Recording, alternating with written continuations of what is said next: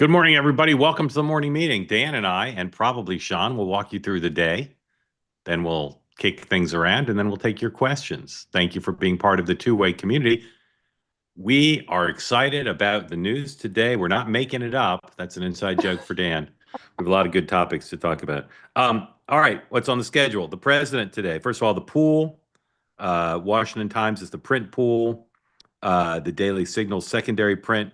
As you may have read, the White House is trying to deal with the judge's order on the Associated Press by saying the AP and Reuters and Bloomberg are no longer a separate category in the pool. Not sure exactly how this will shake out, but we shall see. The president today gets his intelligence briefing at 11:30 and participates in Easter prayer service and dinner covered by the press pool at 6:30. But that's not all he's doing. He also put out a post on Truth Social telling us about a private meeting he's having, that negotiating with the Japanese main negotiator on tariffs, going to a meeting with the Treasury and Commerce secretaries. And Japan, of course, is front and center in the conversations about bilateral deals, particularly as it pertains to China, a topic we'll get to in just a moment. The vice president, no public events on his schedule, reported by CBS this morning. He's going not just to Italy, but India. And Sean, I think you have something to tell us about the vice president, if I'm not mistaken. I didn't want to get ahead of it, but we were on the vice president's schedule yesterday. He took the 7th grade St. Mary's class. He was hosting them yesterday for their field trip. So it was just not a publicly known thing. Okay. So give them a nice thing. There's a lot of things that I saw him yesterday. There's a lot of things that he's doing that are probably not on the public schedule. Yes. As I've said, he's passed Dick Cheney as the most powerful vice president of the modern era. And that's fewer than 100 days in, and I think his power will only grow. RFKJ holds a press conference at 11 this morning on autism rates. House and Senate remain out of session. Chairman Powell speaks at 1:30 Eastern to the Economic Club of Chicago, one of my favorite economic clubs. I like Detroit, New York. I love the Chicago one. Fantastic. DC's okay too. And that's available on YouTube Live as well as on C-SPAN Live. So, gentlemen, first of all, Sean, do you want to talk about your visit yesterday? Yeah. You want to start with that, or you want to end with that? Up to you. First off, how's the president, Sean? What's that? How's the president? He was in a fantastic mood, and he was in a great mood. Obviously, I was initially there for the presentation of the Commander-in-Chief Trophy to the U.S. Naval Academy, and then, as the president does, he said, "Come on over to the Oval and let's catch up." And over I went, not on the Sean Spicer schedule yesterday, and had a great chat with him. Got to check out the Declaration of Independence hanging there. I will say the Oval Office looks spectacular. It is all designed by him. It was he redid it, right? Yeah, he redecorated it. Did it, and it's just personally everything. I mean, he can point to every single thing in there and talk about it. But he was in great spirits. A lot happening. Obviously, Mark mentioned the media front on the AP lawyers, but he was really happy with how things are going and his team, and we had a great opportunity to catch up about a lot of things. He let me know that he sometimes when the president compliments you, like a lot of politicians, it's just gratuitous. Hey, this was great, and he started talking about my show, and I thought, okay, that's very nice of him. And then he started critiquing some of the guests, and I was like, okay, now I know that he's watching. So it was great to see him and to catch up. And obviously it started with a great day to recognize Navy for their accomplishment. Another fun story. I had 2 seconds to catch up with the new chairman of the Joint Chiefs of Staff, Raisin Dan Kane. And he said to me, "Gosh, did you ever think it would end up here?" And I was like, I thought he was just talking about him, and because I had met him a few times during Trump. And I had forgotten that we both served on the White House Commission on Fellows, but he was just Dan then. No offense, it was just another Dan. And all of a sudden I realized, oh my God, it's the same Dan that's now the chairman of the Joint Chiefs of Staff. So it's a small world sometimes that you forget how interlinked you are. It's awesome. Fascinating stuff. Thank you for bringing that to us. Raise your hand if you want to get on the conversation. All right, first topic. One last thing, but on the RFK thing, because I know it's not going to be huge on the topic. I will say and maybe I don't want to go down the rabbit hole, but I just want to put a pin in it to say, I think that it is unbelievable the way that RFK's efforts to understand what's going on with autism are being dismissed by the media. This is a serious health issue.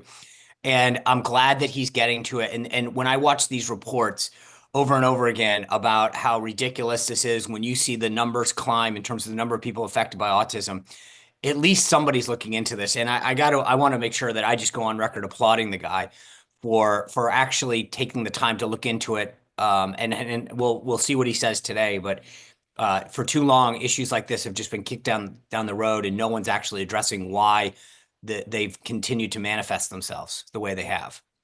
I'll judge him like I judge everybody else in the administration, by the results, not by the media coverage or the rhetoric. So let's see. Let's see what he does. All right. Mentioned that the president is meeting with Japan today to talk about the bilateral deal. The Secretary of Treasury has made clear that countries like Japan and Korea and India are top of mind as they try to strike these bilateral deals.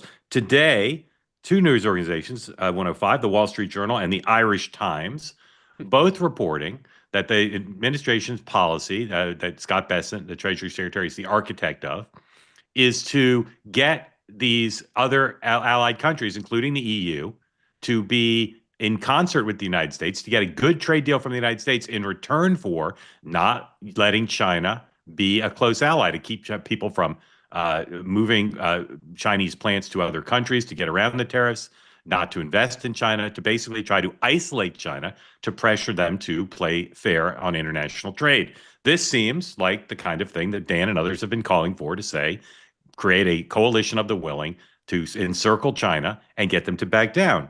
That seems good. But then I read the South China Morning Post, courtesy of my friend John Ellis, who writes a great Substack. This presents a very different reality, and one that would make it seem difficult to execute the Bessent plan. Faced with Donald Trump's hostility, is the European Union pivoting towards China?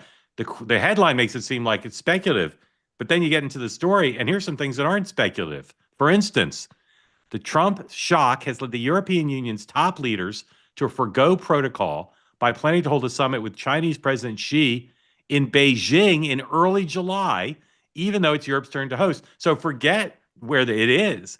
Are the EU's top leaders really going to go to Beijing this summer to talk about economic tie-up? That seems insane. If the goal of the United States is to partner with the EU and other allies against China, negotiations over ending a bitter dispute over EU tariffs on Chinese-made electric vehicles have been restarted. Imagine if China, as it dominates some other countries already with electric vehicles, becomes the dominant seller of electric vehicles in Europe. That would be bad. Even the bloc's top China hawk, European Commission President Ursula von der Leyen, has adopted a softer tone in several speeches and on a call with Xi. So she's, or not with Xi, but with the premier. I mean, this paints I assume all this is true. The EU seems like they're at least playing footsie with the Chinese, or maybe already in bed with them. Dan, how could the Bessent plan succeed if the EU leaders are going to Beijing this summer? How could it possibly succeed? Well, I don't think Bessent was leading this 2-3 months ago when all of this kind of started. And I think I go back to the fissures with Europe started with Greenland. It started with Ukraine and NATO and Vance's speech there and the tariffs, and you go on and on. And now that Bessent is in charge, I agree with him. The way to try to kind of encircle China is to build, pull in all the other economic powers, pull in China's neighbors, and squeeze them. But I think the problem is everything else that the administration has done, and it's been written in other papers. Some countries, including Europe, look at us as unstable and unpredictable. And they look at China and they say they are predictable. We can rely on them. We may not like it necessarily what they're doing.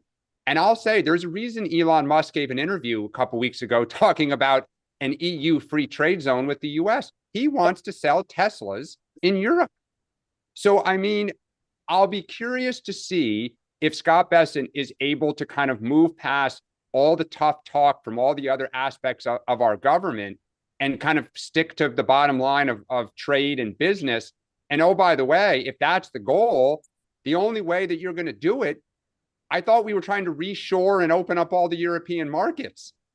What he's talking about is going in the opposite direction. What can we give to you guys to play ball with us and not them? It's all over the place. It's changing every hour. Sean, can't the president get this July meeting canceled? That'll help. Smack them. But so, I thought about this a lot last night and then into this morning. And the word friendship and allies gets thrown around a lot over the last 3 months. How do you treat your allies? How are they, blah, blah, blah. And I started thinking about this. Let's look at Europe. How have they treated us? They agreed to a partnership in NATO where they agreed to 2% of their GDP to be put towards national defense. They didn't live up to that. They previously sided with China when it came to Huawei computers because they were cheaper. They, at the first sign of a discussion on fairness on trade, run into the arms of China. What kind of a friend, what kind of an ally are they? The second that they have 2 seconds of doubt, they run to China. I mean, this isn't an equal friend. This isn't, hey, which friend do I want to hang out with?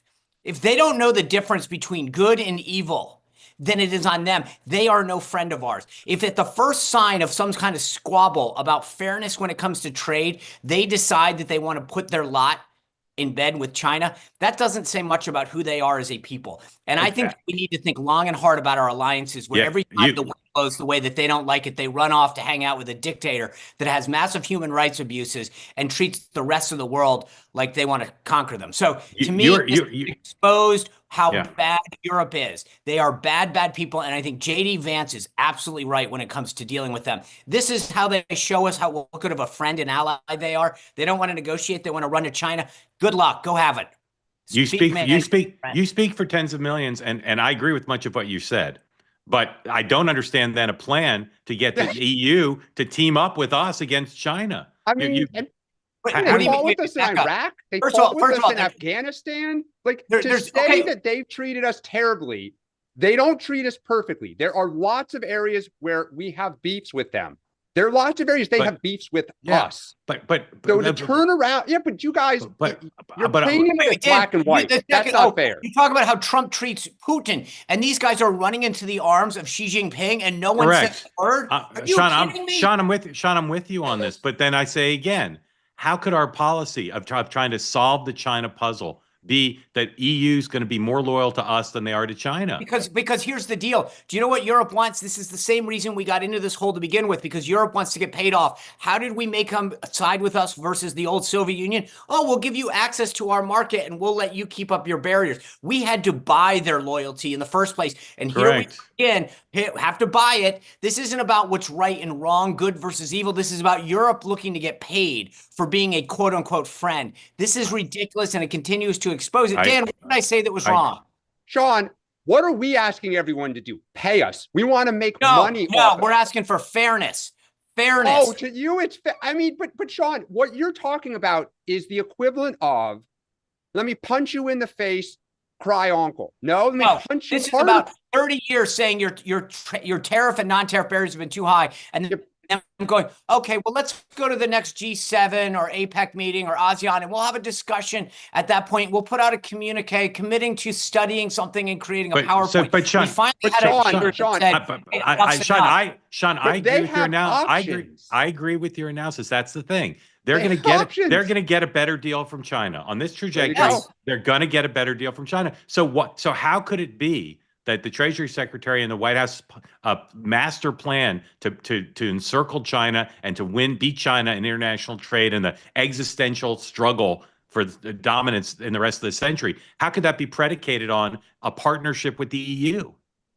Well, I mean, I guess look, if I'm not sure that I would say this was the master plan, but that's what the Irish Times and the Wall Street Journal are reporting. I get it, but ultimately, I think the idea, look, they still want them to take their tariffs down. There is still an existential issue of fairness, but the two things can be right at the same time. They can be unfair and shouldn't run into the arms of China.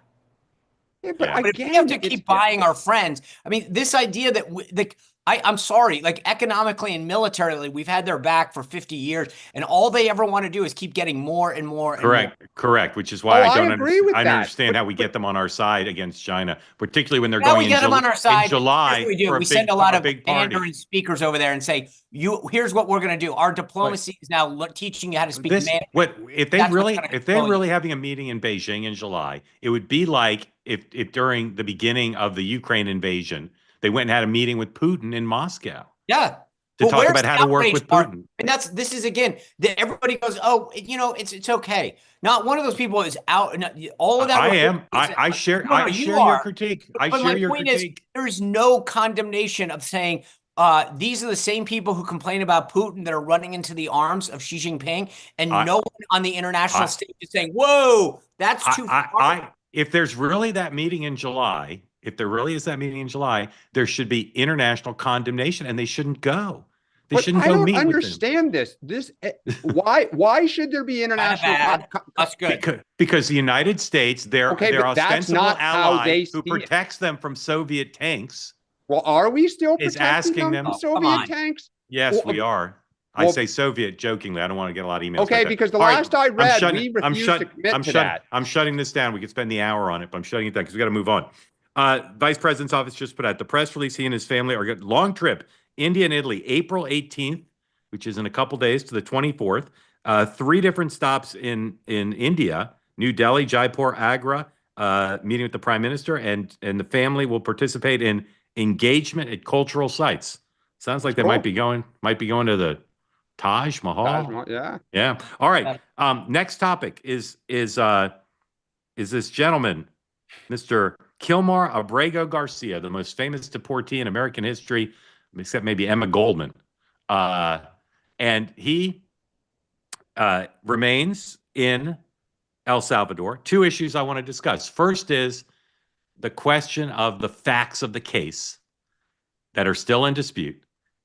And then second is whether this is a good fight for Democrats to have, because both sides think it's a good fight for them to have. So first, Dan Pfeiffer, a former Obama advisor, writes a Substack about Democratic strategy. Here's what he wrote in his Substack, saying this is a good fight for Democrats to have 109. And this closing paragraph of his Substack, the message box, raises both issues, the question of the facts, and it's a good fight. Trump and MAGA media think they have a winning issue. They don't. Democrats can win this fight, but we must make the case aggressively and strategically. We have to be loud, and we will be drowned out by the arrogant and insecure liars who sentenced a father and husband to die in a gulag. They continue to characterize him as a father and a husband, fully employed, a good citizen. The White House says he's a gang member, and then yesterday, or maybe for the first time, I don't recall, they said he's a sex trafficker. So let's just start with that question. Do either of you feel comfortable saying, either definitively either way, that did he commit, besides coming to the country legally, not in dispute, has he committed crimes in the United States as a sex trafficker or as a gang member? Can you say definitively either way, or you don't know? That simple question. Can you say definitively yes or no? Yeah, first of all, committing crimes in the U.S. versus being a gang member, 2 separate things. No, I'm asking. Yes. Has he committed any crimes in the U.S.? He's a gang member. Yes. How do you know he's a gang member? We don't know that. How do you know? Oh, we do. No. Contraire, mon frere. How do you know? Because you didn't watch my show last night, because the CBP officials on there, in his court documents, when he had the order to deportation, made the case that he shouldn't have to return to El Salvador because as a gang member, he would be subject to additional prosecution down there. He filed that in his court filing. Okay, so he said he was a... So he allocated that he is a gang member. Okay, so he says he's a gang member. You're right, I did not see your show. Is there any evidence he's a sex trafficker?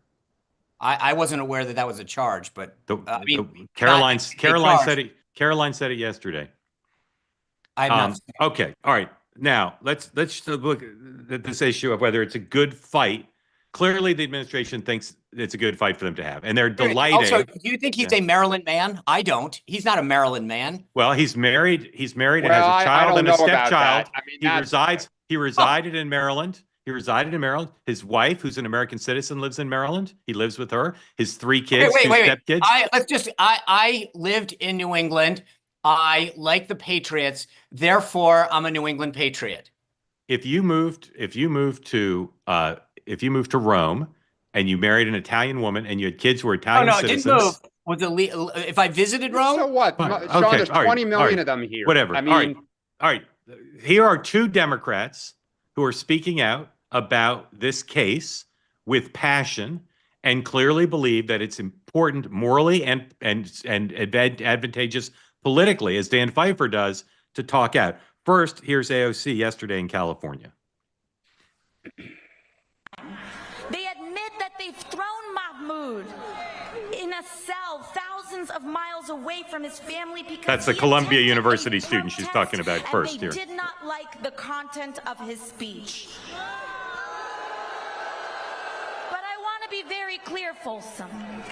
Donald Trump's detention of Mahmoud Khalil for his speech is anti-American, and we demand his release. Again, first she's talking about the Columbia University's former Columbia University student. Also jailing for writing an op-ed in her school paper. And we also demand the return of Kilmar Ábrego García in El Salvador. And we tell President Bukele, if we believe in democracy, he must be returned. It is criminal that he is being held abroad. And we demand these things because we do have power in this moment. All of us do. Everyday people do. And it will never, ever just be institutions or politicians and officials alone that uphold our democracy. It will always be the people, the masses who refuse to comply with authoritarian regimes, who are the last and strongest defense of our country and our freedoms. You, Folsom, you. All right, she's not backing down off this fight, and neither is a true Maryland man, without exception, the senator from Maryland, Chris Van Hollen, who this morning left for El Salvador. Here's the video he posted as he was at the airport. 108, please. I'm here at the airport. I'm about to board my flight for San Salvador. The goal of this mission is to let the Trump administration, to let the government of El Salvador know that we are going to keep fighting to bring Ábrego García home until he returns to his family. I hope to meet with representatives of the government. I hope to have the chance to actually see Kilmar and see what his condition is. But we are going to keep fighting because this is a miscarriage of justice. The Supreme Court has ruled 9-0, that he was illegally taken out of the country and put in a prison in El Salvador. And this is about due process. This is about rule of law. What bullies do is they begin by picking on the most vulnerable. But if we get rid of the rule of law and due process in the United States, it's a short road from there to tyranny. All right.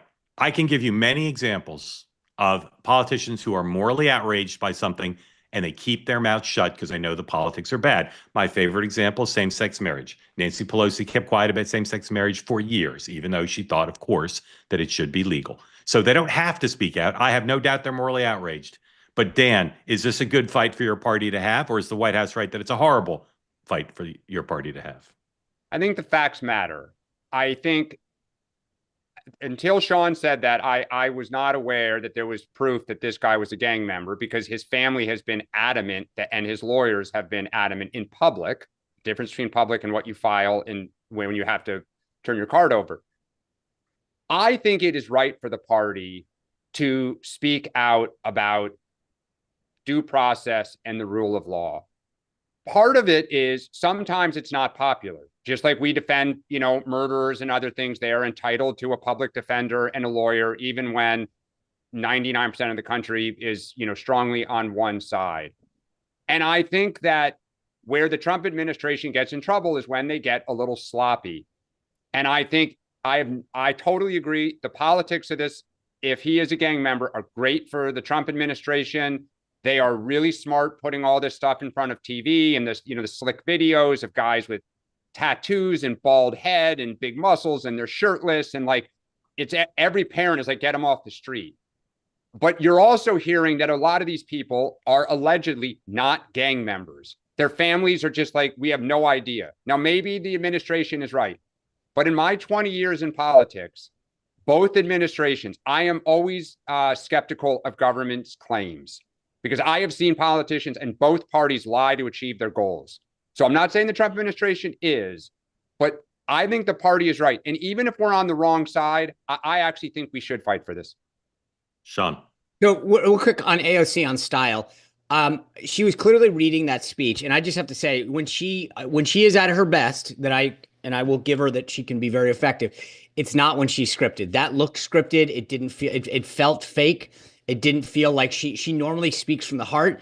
And even though I disagree with her, I feel like she actually is genuine. That looked scripted to me and it felt scripted. So there's something that was weird about the message and how it was delivered there. Secondly, I'm with Dan Pfeiffer on this. I think Democrats should go all in. They should put. No, don't be sarcastic. You're only going to confuse people. No. But I mean, this is insane to me. If Democratic, this is one where you can argue that the trade tariffs might be, confusing or whatever. This is a fight that the Republican Party and Donald Trump should have every day of the week. If you want to be on the side in politics, there's an old axiom: if you're explaining, you're losing. And when they can say this guy is a gang member, he was in the country illegally, he had a deportation notice issued by a court. When you're talking about due process, Chris Van Hollen, there's your court issuing him to be sent home. In 19 they said he shouldn't be. And then he filed a notice with the court saying, as a gang member, going back to El Salvador would be problematic. Okay, there it is. Court said, set match. So if Democrats want to have a fight and explain why they want to bring gang members back into the United States that are in this country, who came here illegally, I'll have that fight every single day. Right. And be looking forward to guys, a great midterm. We're gonna do a rapid round. We're gonna do 4 topics. I'm holding you to it. 1 sentence. No semicolons, 1 sentence each, rapid round. Then we're going to get to everybody's questions. Here we go. 24 hours after we last discussed it, Sean, who's winning, Harvard or Trump? Trump. And Trump is Trump. I tried to figure out a verb and adverb. Dan, who's winning, Harvard or Trump? Trump so far. Okay. Next topic. 2 top aides to the defense secretary were frog marched out of the Pentagon yesterday in the midst of a leak investigation. Sean, do you have any idea what's going on here? None of the stories explained how the secretary felt about 2 of his friends being frog marched out of the Pentagon. Well, Mark, it's not just friends. These are people very close to Pete. Yeah. And I mean, very close to Pete. That's why I said friends. Close friends. No. But I mean, I'm friends with Pete, but I'm not. But I don't understand, I read the Washington Post and New York Times stories about it, the AP story. They don't say, how does the defense secretary feel about this? Do you have any idea what's going on with this? No, and I had not about this, but I did have a lot. This didn't come up in my conversation with him yesterday, but I will tell you, because the news broke afterwards, this to me is serious. Not only because if you were Pete and you wanted to get rid of these people, you could have very quietly dismissed them. Yeah. This is serious. And it shows you, frankly, I'm actually excited about this because it shows that no matter how close you are, that there'll still be accountability. So I actually read a lot into this. But let's also give them a presumption of innocence. Maybe they didn't do anything. Well, but my point is, if you're that close to the secretary on a personal level, and he's publicly marching you out of the building, I would say that that's for a reason. I agree. I was hoping you'd say that. It seems very serious to me. Dan, anything you want to say about that? Who would have a motive to humiliate Hegseth? That would be my question. Oh, I don't think it's about Hegseth. I think it's about Elon. I think these guys got caught leaking. Well, Elon. Exactly. Yeah, Elon. Yeah. So would Elon be the one to say they leaked and put out that they were marched out? I think Hegseth is humiliating. That'd be my theory. That's the question. That's why I'm interested in what he thinks. In other words, is he humiliated and undermined, or is he outraged because his aides did something they shouldn't have done? I don't know. Worth watching. I'll tell you, in light of Signal, I think this just shows you there was zero. I mean, it was like, we're not tolerating anything. I mean, he wanted to, this gets back to my discussion when it came to signal. If you want a crisis to be over, kill it, smother it quick. But we don't know whether he ordered it or it was imposed upon him. Right. We don't That's know what I'm wondering. That's what I'm saying. Oh, I don't know. But to your point, good point. I think if this had been ordered, or to Dan's point, I think if Elon helped orchestrate that, there would be some more fingerprints on this, right? Well, stand Well, by. let's stay tuned. Stand by. Exactly. Yeah, That's what stay I'm tuned. wondering. All right. Joe Biden's speech yesterday. He said nothing new about Social Security. He didn't mention the president. I'm stunned he was paid for that speech. I'm stunned. Are either of you surprised that he took money to give a speech about Social Security? No, because he just wants money. because the Hunter train dried up. Yeah. 10% of the big guy ain't coming in anymore. What is the speech and the reaction to the speech, Dan, say about his future as an influential figure in the party and an influential voice on the national town square? He has no real future in the party, and I think he lacks not only an understanding of how the country sees him now, but how he is seen within the party. And it's sad, and I wish that he, the way Nancy Reagan managed Ronald Reagan into the sunset, I wish the family would have more self-awareness, but they don't. Sean, I bet you agree with all that. I do. The thing that was interesting to me, we talked about coverage yesterday, so I was finally getting home yesterday, and I was flipping around on Sirius XM just to see how it was being covered. And so I clicked on CNN, and Jake Tapper said to I apologize, whoever was there, the court, and he said, Susie Smith, we're going to keep an eye on Biden's speech. If anything happens, let us know. They didn't even try to cover it. I think you predicted Fox would take it and nobody else, and you were right. Right. Yeah. Well, because I think that it was sort of like, we'll show you what he looks like. Yeah. But I also think, to Dan's point, it wasn't like, if I were going to let him go back out, come out swinging and say something and make some noise and show that, like, it was milquetoast. Yeah. Because he's old. He has no I get it, but your point, I agree with you. Why would you? You're over one sentence. All right, David Hogg is the vice chair of the Democratic Party, and he is starting a pack to beat incumbent Democrats who he thinks are too old. Although he's trying to pretend it's not because they're too old. So look, if you're an establishment figure of either party, you think this is nuts. If you want to be a DNC figure, you can't try to beat incumbents. But if you're anti-establishment, you could say, why shouldn't he have the right to do what he thinks is good for the country and for the party? My guess is you both think this is nuts, but just confirm that or tell me you think it's great. I think it's nuts that he's a DNC official doing this. I mean, the DSCC and the DCCC are probably walking over. The DTRIP's actually in the same building to say, what the F? Like, that the number one goal of the committees is retention. But that's because you're. I say this with respect. Right. You're an establishment sensibility. Like, why should incumbents be protected by the party committees? Look, I said it on Jesse Waters' show recently. I am all for primary challenges and the Darwinian may the best man or woman win, but that is not the job. But why shouldn't that? But what's wrong with that sensibility? I'm playing devil's advocate. Yeah. I think this is nuts. Why should that sensibility not be represented in the national party? Why should incumbents then help the party? Because if they're incumbents who are popular with their voters. Well, but that is not. Look, there are plenty of ways if you want to take on an incumbent, then shut your mouth, DNC and DSCC. Like, that's how they tend to say, may the best person win. We will not put money into the race, but to actively take people out is not. No justice, no peace, no justice. Guess what? But you're literally, we will win. Again, financially, the goal is you're literally raising money at a party to then raise money from another entity to go against the same entity. It is financially. Elon Musk is working in the White House supporting the president's agenda, except when he's attacking the president's agenda. Well, that's right. But I cannot believe that Hogg. It'll be interesting to see if there's a story in the next few days about him either having to step aside, do something. But I can't imagine the party leadership, to Dan's point, not just the DNC leadership, but the DTRIP and the. They elected him. I will tell you the one constituency. But they elected him to be part of the process. And that's your argument, is we need me represented in the establishment party, but then you don't say I get to come out and knife fight you on the side. It's not going to happen. It's not working. The one group to watch in this fight, because I worked for someone who toyed with this, the Congressional Black Caucus is absolutely dead set against taking down old Yes. incumbents, because a lot of Yes. them are. Hello, Maxine Yes. Waters and Yes. others. And they're vulnerable. Watch that Yeah. fight. Yeah. All right. Yep. Let's bring in someone who's run for elective office and has had millions of constituents. Laura Kern. Well, Laura, welcome in. Thank you for joining. We haven't seen you in a while. We Hi, appreciate good you being morning. part of it. Tell us morning. what's on your mind today. So what's on my mind is this conversation about getting rid of people who came here illegally, but who don't have a criminal record and haven't really been accused of a crime.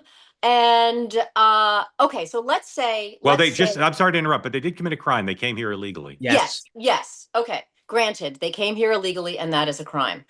But are you comfortable if you think it's okay to just throw these people out without due process? I just want you to think about if, because the pendulum always swings back, somebody else will be in charge of this country, will be in charge. Are you comfortable with due process being gone?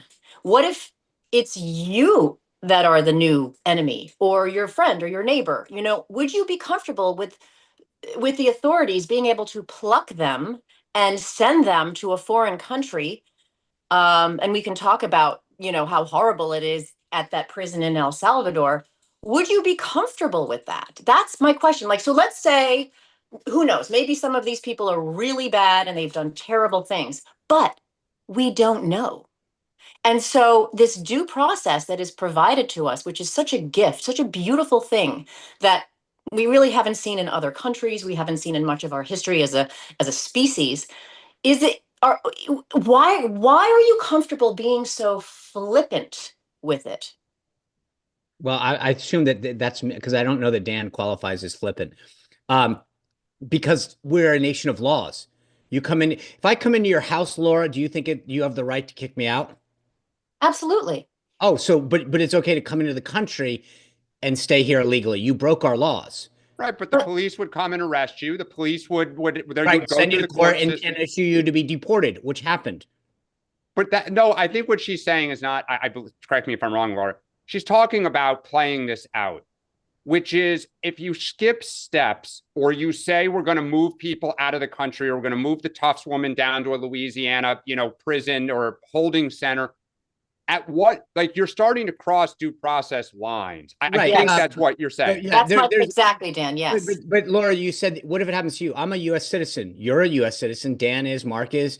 That's you. There's a big difference between someone who breaks the law, who is in this country illegally, and someone who is a citizen. And there is no discussion about U.S. citizens right now being deported from a country. So it's a false argument in the first place to say, what if it happens to you? It won't.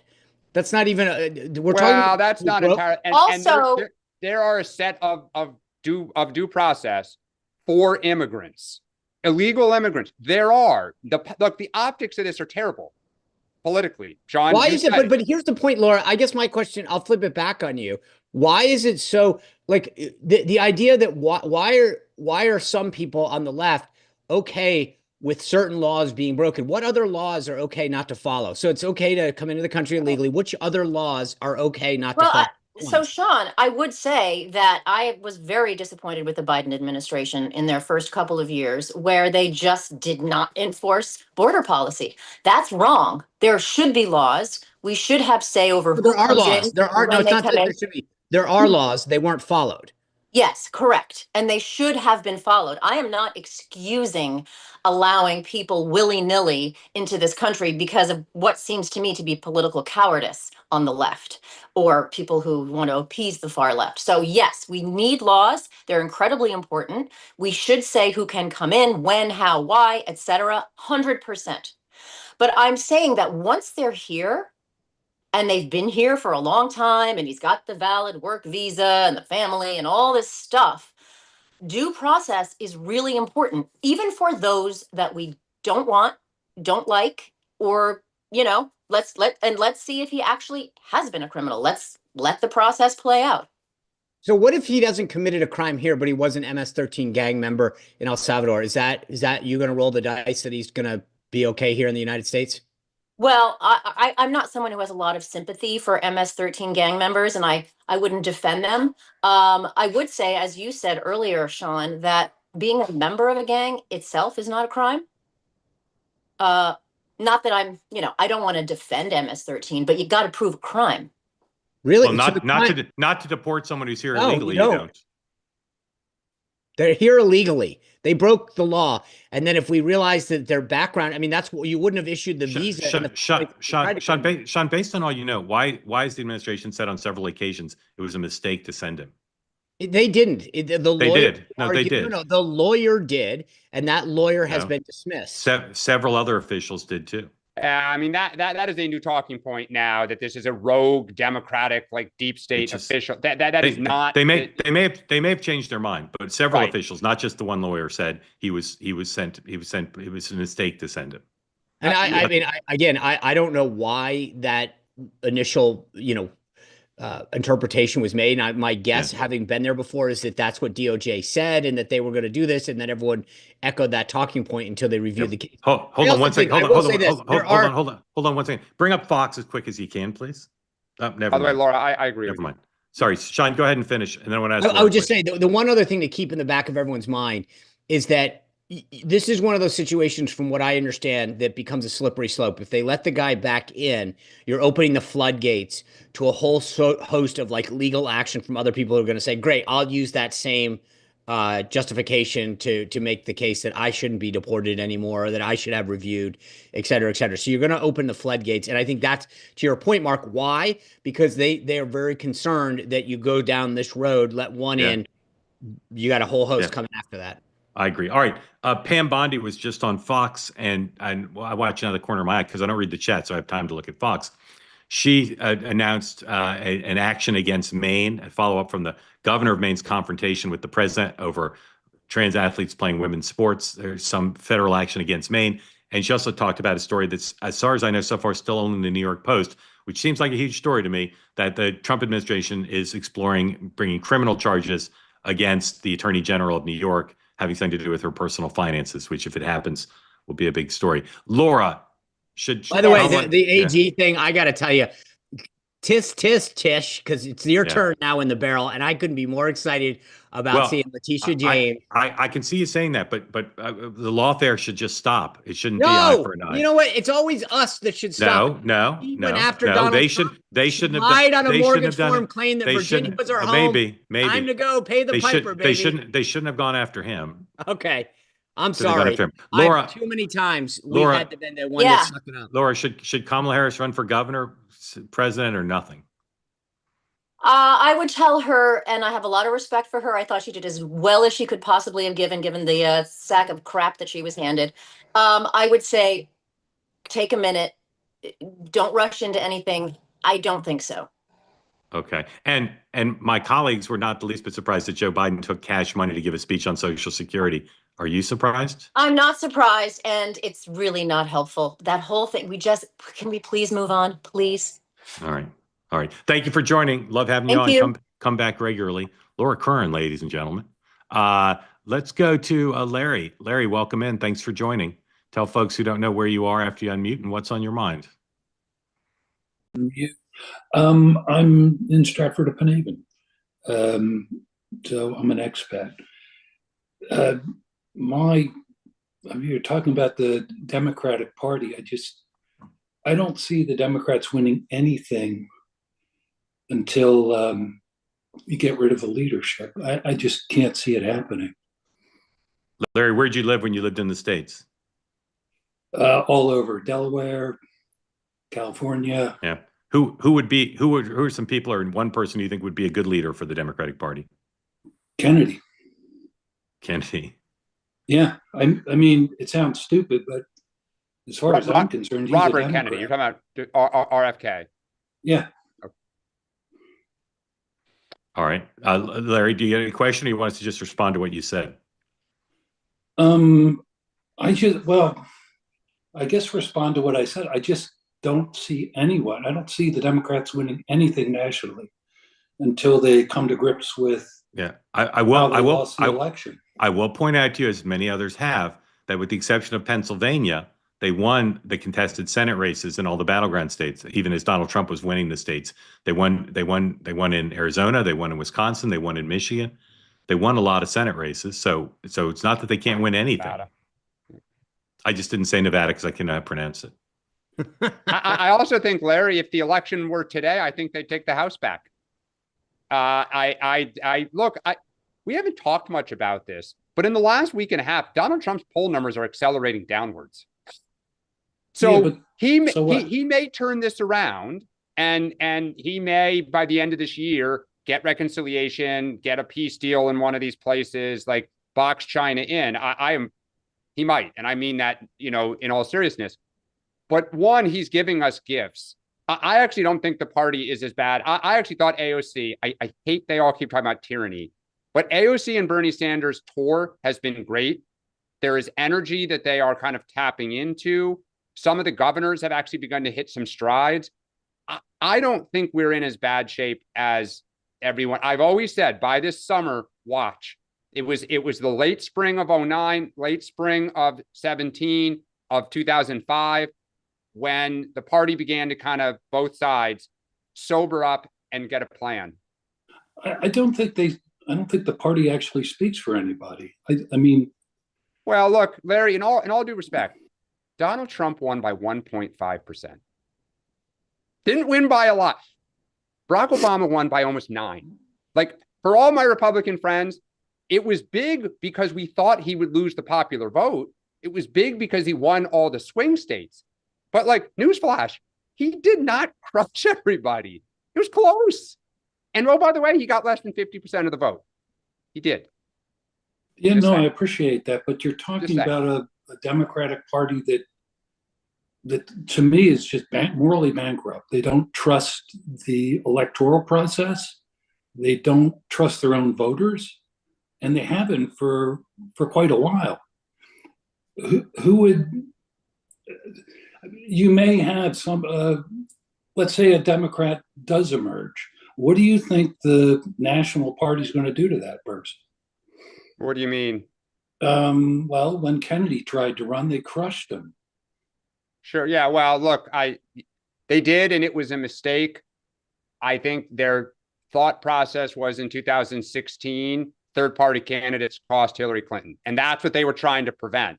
Now, they also spent millions of dollars trying to kick people off the ballot that Americans wanted to vote for. I mean, it's their right.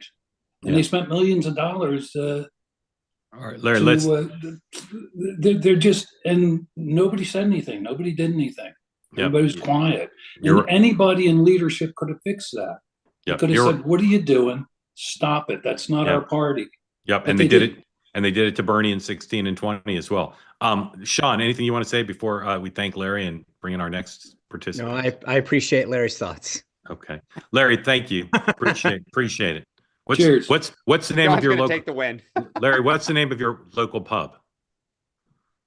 The One Elm. The One Elm. I love the names of pubs. They're all awesome. Thank you, sir. Appreciate you being part of Two Way. All right. I apologize for not remembering. Is your name pronounced Ram or Ram? Got to unmute first. Never been. Thank you. Mark. I've been on the... Yeah, but remind me how to pronounce your name. I apologize. Ram. It's Ram Krishna. Ram. Okay. Right? Ram, welcome and thank you for coming. Thank you. My first question to you, Mark, is when are you coming to Boston? You've been to DC, you've been in New York. We want you guys to come to Boston. So... Okay, we'll put it on the wish list and we'll come as soon as we can. We'll look at the schedule. We'll look at the Fenway schedule and find out. Exactly. Dan's busy is the problem. Sean and I would be there tomorrow. Okay. Dan is busy. Yeah, given that I'm a Dan Democrat, I obviously very much want Dan to come in. So yeah, that's why we're not coming until he's available. So Dan, my question to you is, I have a question for Dan and Sean. By the way, I'm from Hopkinton, which is where the Boston Marathon starts. That's where I live. Dan, so I know you mentioned that the whole tariff policy, that the country 60%, I believe that's the number you use, 60% of the country has been doing well in this global economy. But if you remember, Sanders and the other people have said that there has been tremendous income inequality in this country, right? And that's the 35% of the people who have suffered through the manufacturing decline of this country.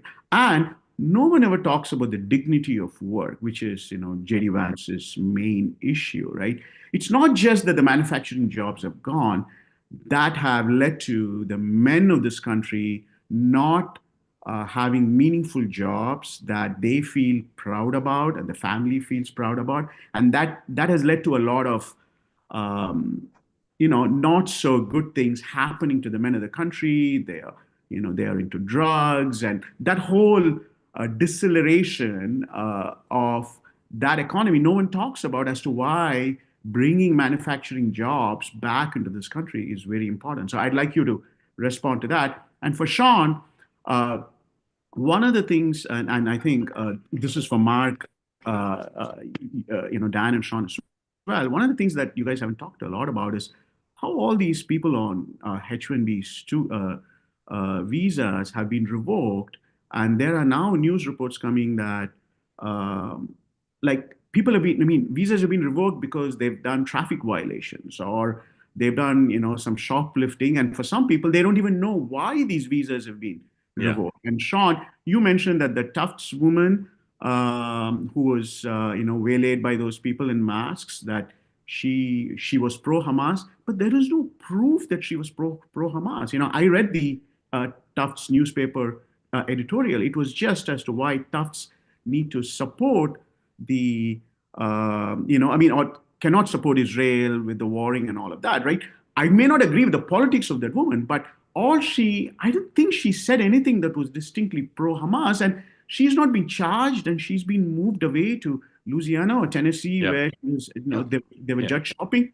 So it's just, the whole thing is really crazy, and I mean, it's like really scary. Yeah. So okay. Great. Two great questions. Dan, you first. Yeah, everything you said is right. I think the party has talked about it. The problem is we haven't offered solutions to fix it. That's where we've gotten in trouble. And I remember when Mark Warner started running in Virginia, and he would go down into southwestern Virginia, the Roanoke area, and what he would talk about is people there wanted their kids to be able to stay in Southwest Virginia and have a good job and raise their families, not move to Richmond or the DC area or Nashville or whatever. They didn't want to go to big cities. And that's their way of life. They're proud of it. It's their community. They want to see it keep going. And I agree with you. And this is where I give Donald Trump tremendous credit. He is fighting for them and their jobs and their communities every single day. And we've been fairly patronizing, saying you should move and go get retrain for a new job. So hopefully the party will figure out a winning message or a message that is real to people. Sean, on the question of any concerns you have about people being removed without due process or clarity of facts. Yeah, all I would say is I think on the issue of the Tufts woman, the government was very clear that it wasn't just the op-ed, that there was more information on her in terms of her position with respect to Hamas. I have not seen it. I'm sure at some point when we get to a deportation order that will have to come forward. But yeah, I would agree that if you're going to make the charge, that, in that case, they should probably put it forward. If just being here in itself isn't a violation. I mean, she was here with a visa. That's a different situation. I do think that as Secretary Rubio has put it, you are a guest in this country, and if you are not straightforward on your visa as far as what your intentions are coming to our country, we have a right to remove you and to get you to leave. So I think the government will have to at some point prove that there was further information that they had as to what her motives were for being here or what she did while she was here that was in violation of her visa application. Good answer. I agree with both those answers. Thank you for joining. Grateful to you. Yeah, thank you, Mark. Okay. All right, let's get one more person in real quick. Jonathan Schwartz, welcome in. Tell folks who don't know where you are after you unmute. Hi. Tell us if Otani's greater than Ruth and what's on your... I'm a Hoosier in Berlin. My question has to do with Trump and China. Now, obviously, Trump has spoken about China for decades. He wants fair trade, but I'm not sure if he actually really sees them as an existential threat. in the way that Sean talks about sometimes. Yeah. I mean, like a month ago, I believe he spoke favorably about the potential for Chinese FDI in the US. Yeah. And this kind of really goes in the face of the posture of people like Marco Rubio or Vance or even Yeah. Bannon. So I just Yeah. kind of wanted your opinion on that, on Jonathan, how it's you think it's Trump looks at China. it's a brilliant question, because if you take everything he said about China on the public record, if you take his general attitude towards countries that are evildoers and his willingness to deal with them, and you take his kind of priorities on the use of military force, tech, etc., I think you couldn't help but be confused about the answer to your question, because he does not seem attitudinally at all like a Cold Warrior. Like, this is an existential struggle. And he wakes up every day saying, what's China doing? How are we going to checkmate them? And there's even talk that he would do a deal on Taiwan. So I don't blame you for being confused. And I think it's one of the most important, you've asked, I think, one of the most important questions on the planet right now. Sean. So, Jonathan, as you were talking, I started to think back to our discussion on Monday after Bill Maher's comments this weekend. And the comments that I made after that were that Donald Trump believes that he can get a deal with anybody. He is the consummate deal maker. That tell me the problem, get him in the room with me, I'll get a deal. And I think that's how he approaches China. I differ on China and Iran because I don't believe that there's ever a deal that you can strike with either of those two. I think they are existential threats to well-being. They will say whatever they have to say. They seek domination and destruction. And so, I know that there are disparate voices in our party that believe differently, even on the issue of Iran. That splits the White House right now as far as who believes we can get a deal.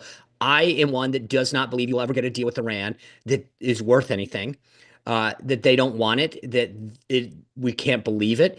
And I believe that China is in the same bucket, that this idea of trying to pacify them, whether it's climate change and John Kerry walking over there thinking somehow they care, or going back to their accession into the WTO in 2000, believing somehow that they would see the light on capitalism, has just been one failure after another of us misunderstanding what China's ultimate goal is.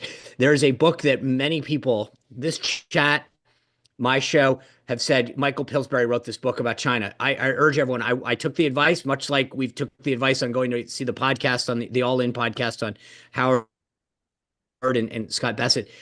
It's eye-opening. And so I believe that you can't get a deal with them. I know the president believes he can get a deal with anyone, and I think that's just a difference in approach. Dan, anything you want to add? I think it's an outstanding question. Yeah. Jonathan, thank you. Very grateful to you for coming on. Appreciate it. Sean, what do you have on tonight on your can't miss program? Thank you. Yeah. Tonight, Cory Gardner, the former senator from Colorado, former chairman of the NRSC, and current chairman of the Senate Leadership Fund. We are going through all races in the Senate. And race, I mean, kind of the way we did the Road to 270, if anyone watched that, and going across the country and rating every single race, no matter if it's... Can I give you a proposed question from a viewer? Yeah. Ask him what his analysis is of why Mike Rogers lost last time. Oh. Super curious, number one. Number two, ask him to give you odds on whether Governor Kemp's going to run. Oh, I got that one already. All right. And if Kemp doesn't run, who's the strongest candidate? Okay. Also, I'd be curious about Texas. If I can take this viewer one last way, on New Hampshire, I have this posed: is Scott Brown the only Republican? Is that okay? Yeah. Yeah. And who does he think the weakest Democrat would be? And who does he think the Democratic nominee is going to be? Okay, I got three. All right. Dan, thank you. That Texas primary is going to be. Well, I will go say down, smackdown. Yeah, I mean, you've got the Texas primary. I want to get his take on Colorado, because the interesting thing is, you look at Colorado, the numbers suggest I mean, obviously Cory represented that, but there's a couple seats when you go through, when I was doing the research, that I said, God, why isn't New Mexico more in play? Why isn't Michigan? Yeah. And you start to realize they didn't win by much, but we don't, on the Republican side, have a great bench. That's it. I mean, it's a candidate. Absolutely. All right. Tonight, 5 o'clock Eastern time. My apologies. 4 Central. Meghan McCain's happy hour and her guest, Oklahoma Senator James Lankford, Sparks will fly. Don't miss it. Megan McCain, happy hour, 5 p.m. Eastern time. And Anyone immediately can get to Megan, if anyone gets to Megan, ask her to ask Langford who celebrates his birthday better than anybody.